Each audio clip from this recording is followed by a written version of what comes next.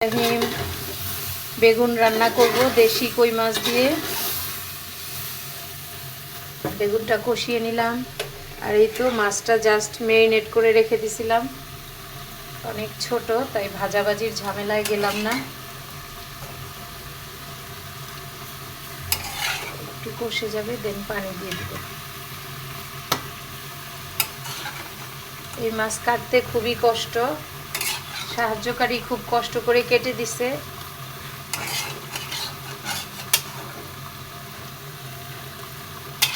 বেশি যেন খালা কষ্ট না পায়, তাই তাকেও কিছুটা মাছ দিয়ে দিছি আমি, যে বাসায় গিয়ে রান্না করে খাবেন। এত কষ্টের খাবার একা একা খাওয়া ঠিক না। এবার দিয়ে দিব পানি, একটু মাখা মাখা করে রান্না করব। কালকে তো আসলে পেঁয়াজ দিয়ে রান্না করছিলাম, তো ভাবলাম আজকে আর পেঁয়াজ না, আজকে বেগুন দিয়ে হোক।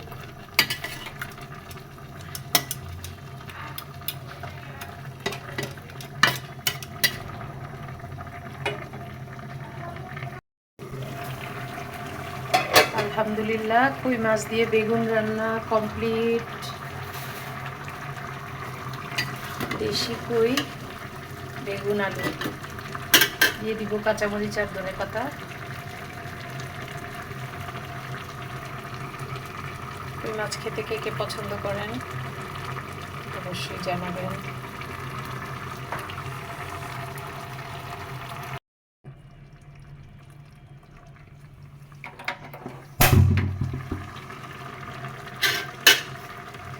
একটু পরিমাণে বেশি করে ধনেপাতা।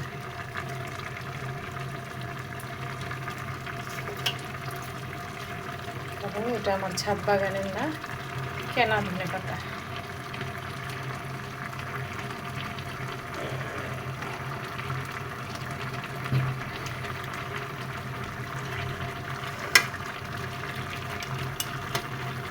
আলহামদুলিল্লাহ, রান্না শেষ।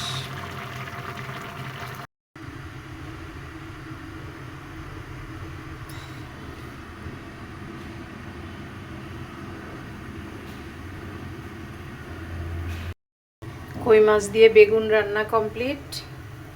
এবার রান্না করব ডাল ভুনা। পেঁয়াজ, রসুন, হলুদের গুঁড়া, মরিচের গুঁড়া, আদা রসুন পেস্ট সব দিয়ে দিলাম। মাখা মাখা করে ডাল ভুনা করব। দিয়ে দিলাম পরিমাণ মতো তেল। এটাকে খুব ভালোভাবে কষাবো, দেন অল্প পানি দিয়ে রান্না করব।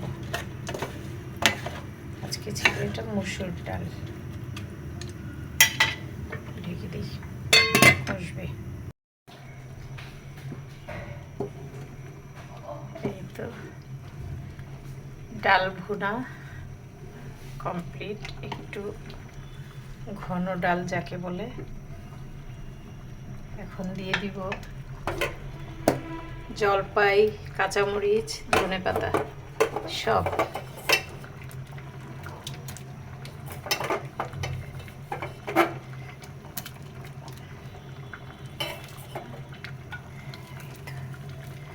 ব্যাস, আলহামদুলিল্লাহ, ডাল কমপ্লিট।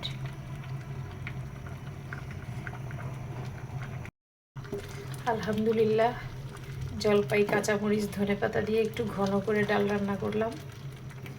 তো রান্নাটা কেমন হলো অবশ্যই জানাবেন।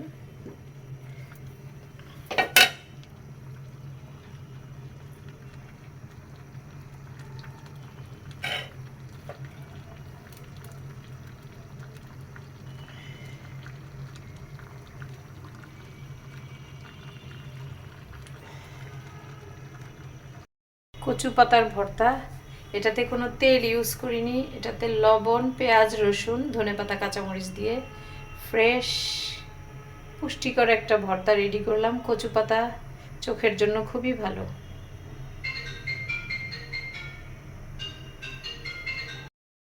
রহমানির রহিম। দুপুরের রান্নায় ছিল কালো জিরার ভর্তা, কচু পাতার ভর্তা, কই মাছ দিয়ে বেগুন। এই তো বেগুন দিয়ে কই মাছ, মাখা মাখা ঝোল, দেশি কই।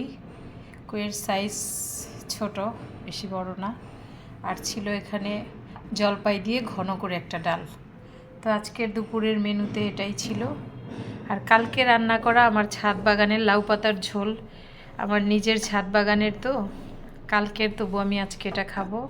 এটা কোনোভাবেই নষ্ট হতে দিব না। তো ধন্যবাদ সবাইকে, সবার জন্য শুভকামনা রইল। সবাই ভালো থাকবেন। আল্লাহ হাফেজ, আল্লাহ হাফেজ।